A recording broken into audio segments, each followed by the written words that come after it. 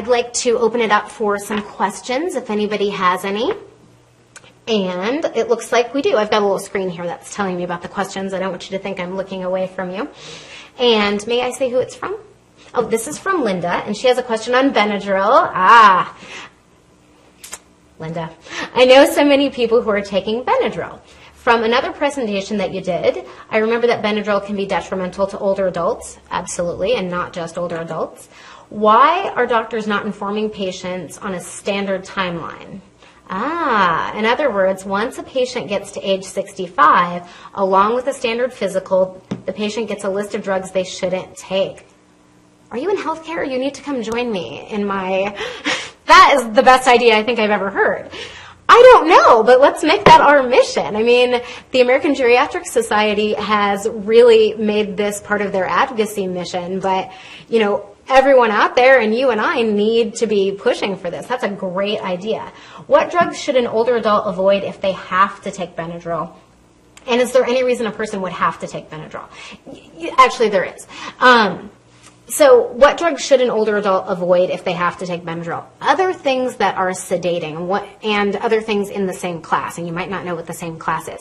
But if you're taking an allergy medication that is oral, generally speaking, you shouldn't be taking most other allergy medications, especially ones that are over the counter, that are oral. What people do is, you know, especially we're here in Texas, we have something called cedar fever, and it affects everyone, and you get all drippy, and it's terrible. So people think, oh, I need to take, you know, Allegra, and I need to take Claritin during the day, and then at night I'm going to take Benadryl. And that is probably not always appropriate. You don't need to take duplications. Plus, you know, these medications are listed, some of them, these antihistamines, as non-sedating. You know, the definition of non-sedating is just that it's less sedating than some of the stuff that's really sedating, like Benadryl. So are they really non-sedating? Depends on you. So why would someone have to take Benadryl? Someone with really severe allergies or someone who doesn't do well with other medications may have to take Benadryl, and what we usually recommend is that they take that only at night. Or if you're having, for example, I'm allergic to mangoes, and I don't pay really good attention. I'll get a mango, and then I end up with just hives everywhere. I take my Benadryl when I have my mango reaction, and then I'm okay. You know, you just take it for a short period of time. Question on Abilify. Why don't they have to advertise the problems? I thought they were required to disclose everything. Oh, you guys are a smart group out there. Okay, so there's a couple different kinds of advertising for drugs that are allowed to happen. One, they can just sort of advertise what's happening and suggest to you that this drug might be something that's good for you, and they don't really get into details about the drug. And there's some pharmacy reason for that, some pharmaceutical company reason for that. Probably had to do with lawsuits. The other one, they tell you a whole bunch about the medication, and they say, hey, you know, ask your doctor about this, and this could be good for you in these situations.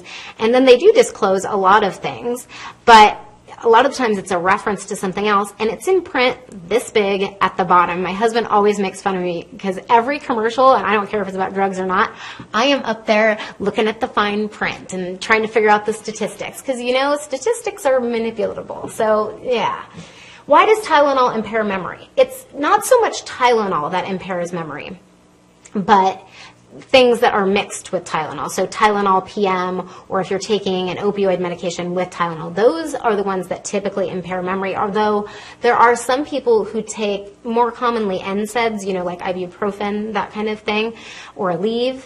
Those can impair memory and cause some drowsiness more often than Tylenol would, although that could be a reaction that some people have, but usually it's the mix. How do we know if a drug shouldn't be taken for very long? I think that's a really good question to bring up to your doctor.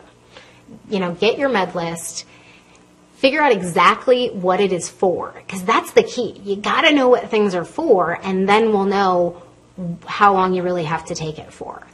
And most things like sleeping medications, those kind of things, as a rule, you know, we don't want to take those for very long periods of time. That nasal spray that you get over the counter that clears you all up, don't take that for more than 3 days. Ask my husband. He didn't believe me. You get something called rebound congestion, and then it doesn't work anymore, and you're worse off than you were before. If I take my meds to a grocery store or pharmacy, does the pharmacist really look at all the drugs I'm on? Okay, so if you're taking, let's say, we call this a brown bag. If you're taking all your medications in a brown bag or whatever bag to a pharmacy, perhaps that you don't frequent, they may not take the time to go through that with you. I always made it a point to do that. My techs hated me because then we got really behind. But I really like to talk to people about their medications and help them. And I like to be a resource in the community. So they may or may not help you. What I would suggest is, pick a pharmacy that you do go to. Ask them when a really sort of off time of day is. And say, can I bring my medications in? Some of them I'm getting from here, some of them I'm not. And I'd really like to discuss them with someone I'm having a lot of trouble. Okay? And also, your local pharmacy school might have a brown bag event where they have pharmacists and pharmacy students, and they'll go through everything. They love going through everything, and that can help you too. Why do doctors prescribe so many antidepressants? Well, especially in the elderly, probably 2005, 2006, and a little earlier, it came about that doctors were not, at least as far as the research went, they weren't really assessing whether older people were having depression. And they were saying, well, that's just a symptom of age that happens, and people get depressed and they get older and they don't act the same. And so we all got on the bandwagon to help treat people with depression. And we kind of overdid it. We went the other way. We thought these drugs were completely safe. There's no side effects. And as you and I know, there's no such thing as a drug that's completely safe with no side effects. So I think that's part of it. I think the other part of it is, honestly, as a society, we want a pill. We want a pill for everything. We don't feel good if we leave a doctor's appointment without a pill, and they feel pressured to prescribe. There's things you can do in life to help with your depression. There's yoga, there's meditation, there's things that you can do spiritually, there's reaching out to friends, and I am guilty of not doing these things, just as many of you are. But I think that's why they're so prevalent. At this time, we have no further questions, but if you come up with any, or you're watching this when it's not live, please do email some to us or text some to us, and we will be happy to get back to you within 72 hours. Thank you so much for your attention. I really enjoyed talking with you today.